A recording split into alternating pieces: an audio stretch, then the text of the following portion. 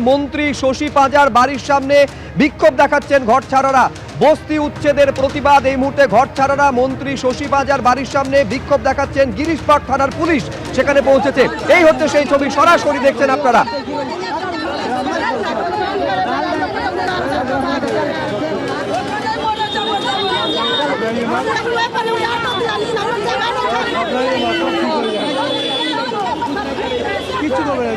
চিতপুরে বস্তি উচ্ছেদের প্রতিবাদ এবং তার প্রতিবাদে গিরিশপাড়কে মন্ত্রীর বাড়ির সামনে বিক্ষোভ দেখাচ্ছেন যারা ঘরছাড়ারা রয়েছে। ময়ূক ঠাকুর চক্রবর্তী আমাদের প্রতিনিধি আরো বিস্তারিত এই নিয়ে বলতে পারবেন।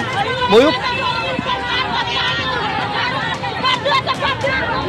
দেখো, কিছুক্ষণ আগে গিরিশপাড় থানা এলাকার রবীন্দ্র কানন, এই রবীন্দ্র কাননে বেশ কিছু বাড়ি সেগুলো ভাঙা হয়।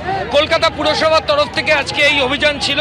গিরিশপাড় থানাকে সঙ্গে নিয়ে এই অভিযান চলে এবং এই মুহূর্তে যে ছবি আমরা দেখছি ওই চত্বরের যারা বাসিন্দা, আপনাদের কি দাবিতে আজকে মন্ত্রীর কাছে এসেছিলেন? আমরা দাবিতে এই এসেছিলাম কি দিদির কাছে যাব, একটু ইনসাফ পাবো। দিদিকে আপনার কি বাড়ি ভাঙা গেছে? হ্যাঁ,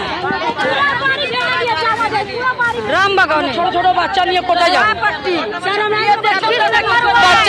বাচ্চারা 12 ক্লাসে পড়ে, মাধ্যমিক পড়ে কোথায় যাবে? গিরিশপাড়ের রবীন্দ্র কাননে প্রায় 100 পরিবার আজকে গৃহহীন হলেন। তারা যেটা অভিযোগ করছেন যে কলকাতা পুরসভা সেই জায়গাটা তারা অবৈধ বলে পুরসভার তরফ থেকে, এবং কলকাতা পুরসভা আজকে এই যারা বিক্ষোভকারী তাদেরকে কিন্তু ওখানে পুলিশ আধিকারিকরা ছিলেন। পরবর্তী ক্ষেত্রে যারা বিক্ষোভ করছিলেন, যারা ঘরছাড়া ছিলেন, তারা এই মুহূর্তে মন্ত্রী শশী পাজার বাড়ির সামনে চলে এসেছেন এবং সেখানে দাঁড়িয়েও তারা কিন্তু বিক্ষোভ দেখাচ্ছেন। সেই ছবি কিন্তু এখানে ধরা পড়ছে। গিরিশপাড় থানার পুলিশ আধিকারিকরা রয়েছেন এবং ওই বস্তি এবং ওখানকার যারা বাসিন্দা তারা এই মুহূর্তে কিন্তু গিরিশপাড় থানার সামনে যে জায়গা মন্ত্রীর বাড়ি সেখানে দাঁড়িয়ে কিন্তু বিক্ষোভ দেখাচ্ছেন।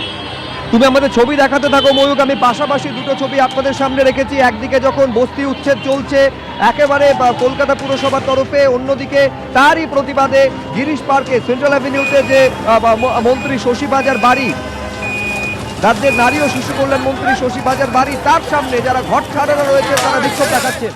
কোটি কোটি টাকা প্রতারণার অভিযোগে যুব বিজেপি নেতাকে গ্রেপ্তার করল পুলিশ। কেরল পুলিশের অভিযানে এই যুব বিজেপি নেতা, যার নাম লিঙ্কন বিশ্বাস, তাকে গ্রেপ্তার করা হয়েছে। সুজিত মণ্ডল আরো বিস্তারিত বলবে। সুজিত, দেখো সোমেন, অনলাইনে প্রায় 4 কোটি টাকারও তারও বেশি টাকা প্রতারণা করার অভিযোগ উঠেছে বিজেপি নেতার বিরুদ্ধে, বিজেপি যুব নেতার বিরুদ্ধে। এবং কৃষ্ণগঞ্জ থানার চৌগাছা এলাকা থেকে বিজেপির যুব নেতাকে গ্রেপ্তার করেছে কেরালার পুলিশ। এবং এই যাকে গ্রেপ্তার করা হয়েছে তাকে কিন্তু আজকে কৃষ্ণনগর আদালত থেকে ট্রানজিট রিমান্ড নিয়ে কেরালায় তাকে নিয়ে যাওয়া হচ্ছে। এবং যার বিরুদ্ধে অভিযোগ উঠছে এই বিজেপি নেতা, তার বিরুদ্ধে কিন্তু অনলাইনে কোটি কোটি টাকার প্রতারণা করার অভিযোগ উঠেছে। এবং তারই ভিত্তিতে কৃষ্ণগঞ্জ থানার পুলিশের সহযোগিতায় আজকে কেরলের পুলিশ এসে তাকে কৃষ্ণনগর আদালতের মাধ্যমে তাকে ট্রানজিট রিমান্ড নিয়ে তাকে কেরালার উদ্দেশ্যে নিয়ে যাওয়া হচ্ছে। সৌমেন, সুজিত, তোমায় ধন্যবাদ।